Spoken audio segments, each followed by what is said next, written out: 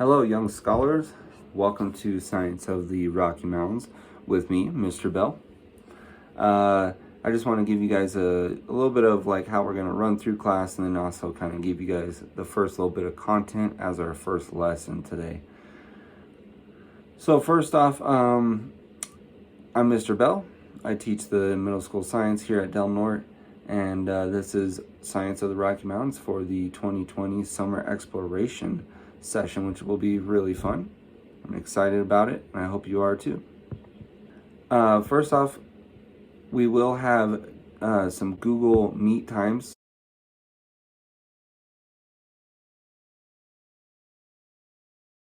I really only encourage you guys to come to one of those a week. If you want to come to two, that'll be awesome as well.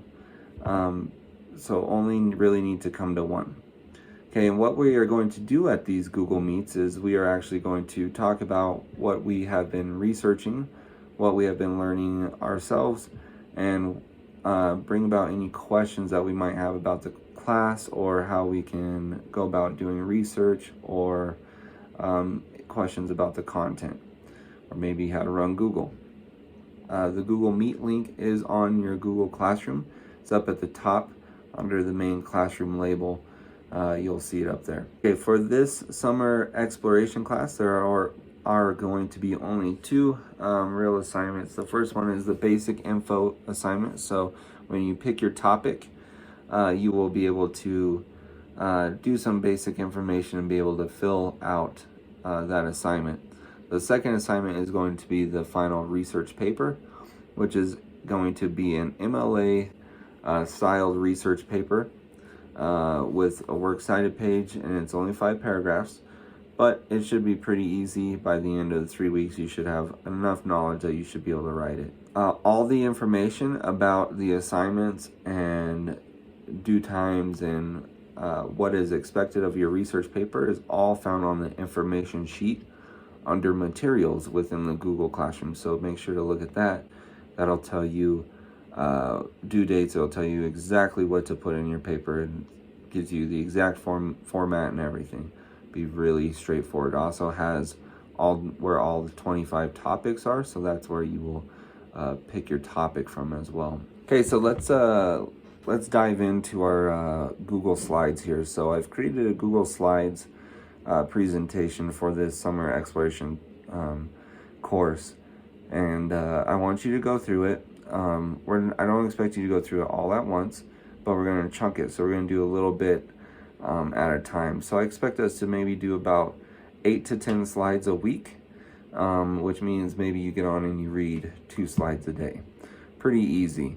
Okay, and some of them have videos, some of them have articles. They're very interactive, so make sure you click on everything, read all the articles, watch the videos. It'll really help us when we do our Google Meets, so that we are all on the same page, we're all talking the same language, and we can really make it a quality session for everybody involved. Okay, so the first couple of slides we're going to go through today is just basically about learning the basics of the Rocky Mountains. What are the Rocky Mountains? What are the science behind the Rocky Mountains? And what are we specifically going to focus on in this course? So the Rocky Mountains and science could go really deep. We could spend a whole year learning about it. However, I've kind of condensed it down into 3 main things, which is the mountains themselves, how they were made, the different heights, and the different ranges. Okay, and then the second part is about water. So we're going to learn about the different water streams, rivers, maybe a little bit about the lakes and the importance of that. We're also going to incorporate a little bit of snow science in there too. Okay, lastly, we're going to look at habitats and animals. So we're going to look at the wildlife that live in the Rocky Mountains and the different habitats that those animals live in. And we're going to kind of explore those and understand a little bit more of our human impacts, not only on the mountains, but on the rivers, lakes, streams, and these habitats as well. Okay, so go ahead and open the Google Slides presentation, our Science of the Rocky Mountains. Go ahead and open that up, and I'll give you a couple of seconds to do that. And then we'll go through a couple slides together today and kind of talk about a couple of things, okay?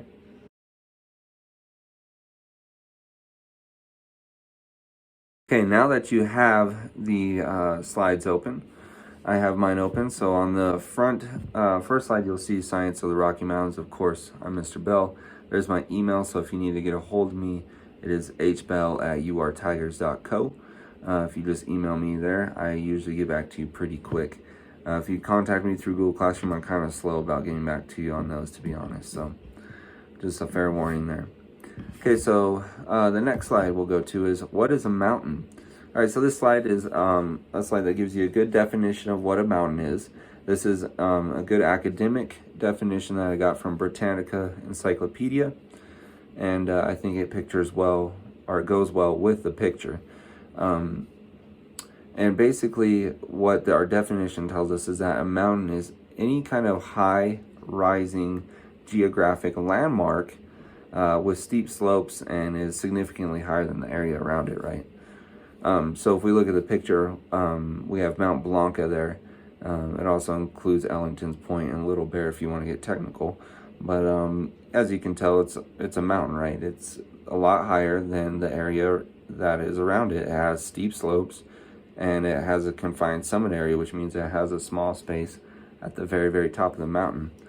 Okay, that matches our definition. Okay, so the next one is the Rocky Mountains. So this slide is all about the Rocky Mountains, guys. Okay, they are about 3,000 miles long, about 4,800 kilometers. That ranges from New Mexico all the way to Alaska. So it goes all the way through the lower 48 as well as Canada, and then into Alaska. Crosses 7 states, 2 provinces. Okay, it's divided into 5 major sections. We have the Southern Rockies, Middle Rockies, Northern Rockies, the Rocky Mountains of Canada, so the Canadian Rockies, and the 5th part is the Brooks Range, which is all in Alaska. The Continental Divide, which divides our continent into kind of a east and west side, runs right up the Rocky Mountains, and it actually helps with water as well, and we're going to learn a little bit about that later. Okay, something cool about the Rocky Mountains is Mount Elbert is the tallest mountain in the entire system, and Mount Elbert just happens to be here in Colorado. Pretty cool. It's 14,440 feet tall. I have not climbed that one, but hope to someday. Next couple slides are going to be some maps that I have put up that highlight the Rocky Mountains, and I've put arrows of where we are here in the San Luis Valley, or somewhere roughly close. All right, so let's talk real quick about the mountains of the Rockies. Okay, we're going to talk about the formation real quick, the types, and the heights, and then that'll be kind of it for today. Okay, so the first thing I want you guys to do on this next slide on formation is take a couple minutes, I think it's about 5-6 minutes, go ahead and watch the video on how the Rockies were formed. And I think it's really interesting, and it should be noted that most mountains form when we have 2 colliding plates, okay? And what I'm talking about are tectonic plates. Okay, so on Earth, we have these plates below Earth's surface that our continents and our oceans kind of sit on top of, and they can move, okay? And as they move, they can slide against each other, these plates can. They can separate from each other, and they can crash against each other. So if you imagine, if they were to separate, we'd have a big gap in the earth, right? Like a crevice. We call these faults. When they slide against each other, okay, that creates what we know as earthquakes. It happens underneath the ocean surface. It's on the ocean ground. It's called a tsunami. It creates a huge wave. That's what we know as a tsunami. Okay, and then also these plates can collide with each other, right? So they can collide, and then obviously if they collide, they have to go somewhere. And where do they go? Straight up, right? Into mountains. Okay, so those are the different ways that they can form. And I think the Rocky Mountains are really unique because there's actually not any kind of tectonic plates where the Rocky Mountains are located. So it's happened over a long time.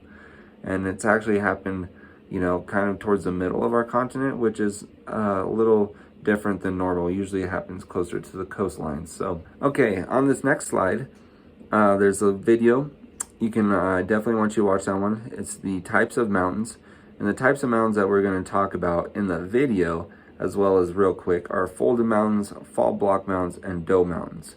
There's also volcanoes, which are known as volcanic mounds. And then if you really want to get technical, we have plateaus, hot spot mounds, and uplifted passive margins, okay? Go ahead and watch the video on the types of mountains. There's also a link to an article. I would like you guys to watch the video and then also follow the link to the article and read about the couple different types of mountains that we have. It's pretty short, and I believe it's from Nat Geo, so it's a pretty good read. Okay, now that you have watched the formation of the Rockies, now we know how they have been formed. We know the different types of mountains, so now we can probably understand what type of mountains the Rockies are. Okay, and then if you read the article, which I highly encourage as well, helps our Google Meets, that'll talk a little bit more, reinforce the different types of mountains. So this next slide is how tall are the Rockies. I think this is kind of one of the cooler parts of the Rockies that I really enjoy. The Rocky Mountains are pretty cool. They range from like 5,000 feet all the way up to 14,000 feet and above.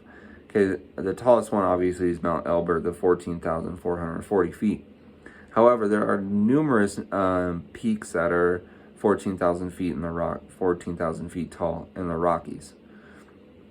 When they are 14,000 feet tall or above, we consider them, or we call them 14ers. Okay, Colorado holds the most 14ers of any state. It has 53 14ers total. 5 of more peaks are 14,000 feet and above, but they just kind of lack the amount of elevation gain that you need to be considered a true 14er. So they're not quite a 14er, but close. Okay, and 14ers are super cool destinations for hikers, backpackers, mountain climbers, anybody that likes to get outdoors. I've done a couple of 14ers, numerous 14ers. They're really, really fun to do. They really test your mind and body, and they're really amazing views at the top as well. But not only just 14ers, but in the Rockies there are numerous peaks that are 12,000 and 13,000 feet as well. On this slide I also put a picture of Mount Elbert with the hiking trail of how you would summit the peak. So like I said, if you were a hiker, you'd probably start somewhere down at the bottom of that green line and work your way up throughout the day to the peak and then back down. So if you're a hiker, you would use the green line, start at the bottom, work your way up to the peak, and then come back down, and that would be your 14er hike for the day.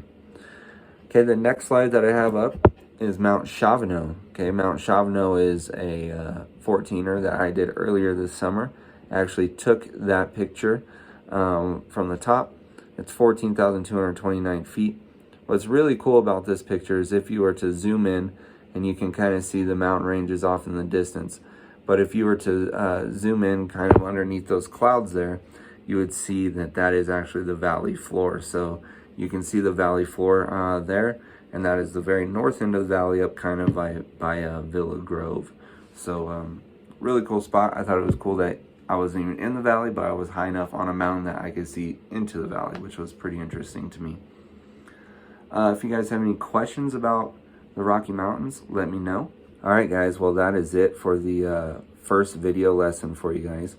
Okay, that'll be this week's video lesson. I just want you guys to really get into Google Classroom, kind of explore it, make sure you understand how the Google Slides work.